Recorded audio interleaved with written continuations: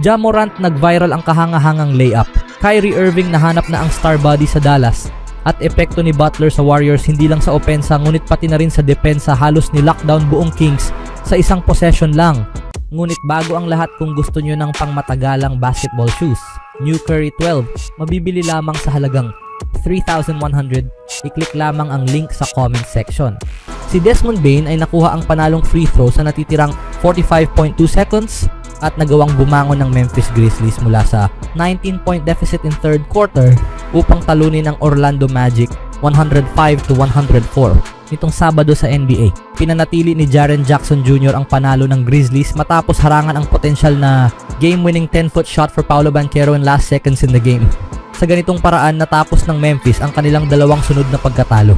Tinapos ng Grizzlies ang laban sa isang matinding 11-1 run sa loob ng huling 4.5 minuto upang makumpleto ang comeback. Pinangunahan ni Ja Morant ang Memphis na may 23 puntos at 5 assist, kabilang na ang isang kahangahangan layup na ito na nagtie sa laro sa mga huling minuto, habang sina Bane at Jackson ay parehong may 16 na puntos. Bukod pa rito, kumuha rin si Bane ng 7 rebounds. Nag-ambag si Brandon Clark ng 13 puntos at 11 rebounds. Si Gigi Jackson ay may 12 puntos at si Santi Aldama ay nagdagdag ng 9 puntos at 11 boards. Sa panig ng Magic, umiskor si Franz Wagner ng 10 sa kanyang game high na 25 puntos sa ika-4 na quarter. Nakapagtala si Banchero ng 21 puntos kung saan 11 dito ay nangyari sa ikalawang kalahati. Nagbigay rin ng solidong kontribusyon si Cole Anthony na may 17 puntos, 9 na rebounds at 7 assist, habang si Wendell Carter Jr. ay may 10 puntos at 11 rebounds. Bagamat nagwagi sa 3 sa kanilang huling 4 na laro, hindi na isalba ng Magic ang laban kontra sa Grizzlies matapos ang matinding paghabol ng Memphis sa dulo. Sa ibang laban naman, tinalo ng Dallas Mavericks ang New Orleans Pelicans sa score na 111-103 nitong Sabado ng araw. Isang magandang pagbabalik mula sa All-Star break para sa Dallas na ngayon ay may 31-26 record.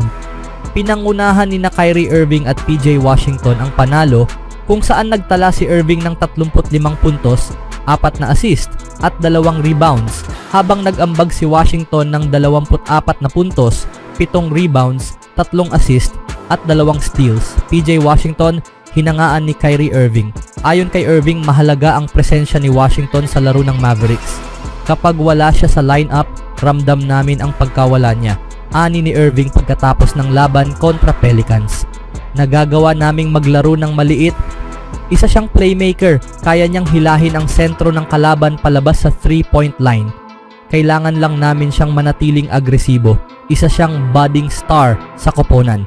Kitang-kita na niya iyon. Nakikita iyon sa kanyang mga numero. Sa tingin ko, oras na para pag-usapan natin si PJ Washington bilang isang consistent na player na gumagawa ng mga ganitong bagay. Para kay Washington, malaking bagay ang marinig ang papuri mula kay Irving. Napakalaking bagay para sa akin, lalo na't nanggaling iyon kay Kai, sabi ni Washington. Matagal na siyang superstar sa liga. Salamat sa kanya sa pagsabi nun at sa pagiging parang isang nakatatandang kapatid sa akin. Tinutulungan ako sa lahat ng paraan simula nang dumating ako dito. Napakasaya kong maging bahagi ng team na ito at makasama siya sa laro. Mavericks bumangon sa kabila ng injuries. Sa kabila ng pagkawala ni na Anthony Davis, Derek Lively at Daniel Gafford, hindi bumitaw ang Dallas at nakahanap ng paraan upang manalo. Pero sina Irving at Washington ang tunay na nagdala ng team. Ayon kay Mavs head coach Jason Kidd, matagal na niyang nakikita ang potensyal ni Washington bilang scorer. Sa tingin ko, nagsimula pa ito noong nakaraang taon, sabi ni Kidd. Binigyan namin siya ng pagkakataong maglaro sa post at nagbigay iyon sa kanya ng kumpiyansa. Nadagdagan ang aming mga armas dahil sa kanya. Noong playoffs, sinimulan naming ipasok siya sa post at doon siya nagsimulang gumana ng husto sa opensa. Dagdag pa ni Kidd. Nakikita ko na gumamit na siya ng kaliwang kamay na nagpapakitang may idinagdag siya sa kanyang laro. Nasa mataas siyang antas ngayon at kailangan namin siyang umiskor. Susunod na laban ng Mavericks. Magsisimula ang 2-game West Coast road trip ng Mavericks sa linggo laban sa Golden State Warriors. Pagkatapos, haharapin nila ang Los Angeles Lakers sa Martes Isang inaabangang laban dahil ito ang unang pagkakataon na makakalaban ng Dallas ang dati nilang bituin na si Luka Doncic matapos siyang matrade sa Lakers. Anong masasabi nyo sa Dallas mga kaibigan? Sa ibang laban naman, si Brandon Podziemski at Moses Moody ay may pinagsamang nagtala ng 43 puntos habang sina Buddy Hield at Stephen Curry ay nagbigay daan para maging apat na manlalaro ng Golden State Warriors ang umiskor ng 20 punto o higit pa. Sa ganitong pagganap, napabuti ng Warriors ang kanilang record sa 4-1. Sa Jimmy Butler era matapos talunin ang kanilang karibal na Sacramento Kings sa iskor na 132-108 nitong Sabado ng araw sa kabisera ng California. Si Moody at Hield na parehong lumabas mula sa bench laban sa dating koponan ni Hield ang nanguna sa opensa ng Warriors na may tig 22 puntos bawat isa. Samantala, si Podziemski ay nagtala ng 21 puntos at si Curry ay may 20 punto na tumulong upang lampasan ng Warriors ang Kings sa Western Conference standings. Nagambag si Jimmy Butler ng 17 puntos para sa Warriors. Si DeMar DeRozan ang nanguna sa lahat ng scorers sa laro na may 34 na puntos para sa Kings na natalo sa kanilang ikalawang sunod na laro. Dahil sa pagkatalo ng 2 beses sa Kings ngayong season, isa sa bawat home court, unti-unting lumayo ang Warriors sa kalaban, umiskor ng higit sa 30 puntos sa lahat ng 4 na quarters at nalampasan ang Kings sa bawat isa. Pinangunahan ng 8 for 11 shooting for Moody at Hield. Nagtala ang Warriors ng 53.8% field goal percentage at ginamit ang kanilang 40 assists upang makagawa ng 50 field goals. Nagpakitang gilas din ng Warriors sa 3-point shooting kung saan nagtala sila ng 46.5%, 20 for 43 from long range. Ang center na si Quentin Post ay naipasok ang lahat ng 3 tira niya mula sa 3-point range. Sina Moody at Hield ay parehong tumira ng 5 for 8 from the 3-point line habang si Curry ay may 4 na 3-pointers sa siyam na subok bukod pa sa 6 na assists at 2 steals. Si Butler na nakuha mula sa Miami bago ang trade deadline ay nagpakita ng husay sa playmaking na may 7 assists at 3 steals at walang sablay sa free throw line, nagtala ng 7 mula sa 7.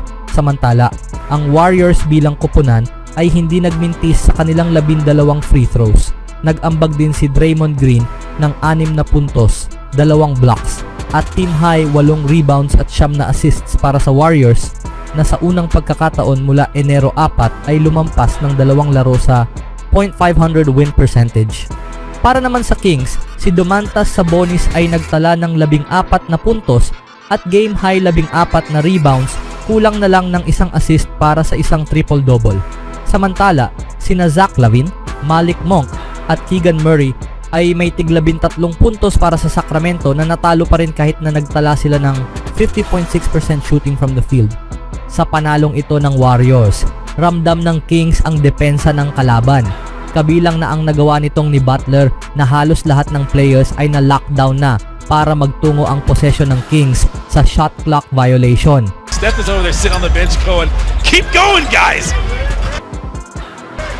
No lead is safe here. The Warriors know because they were up 18 January 22nd. Saw it all slip away. LaVine to beat the buzzer, but that's another 24-second violation. Anong masasabi niyo mga kaibigan sa effort ngayon ng Warriors?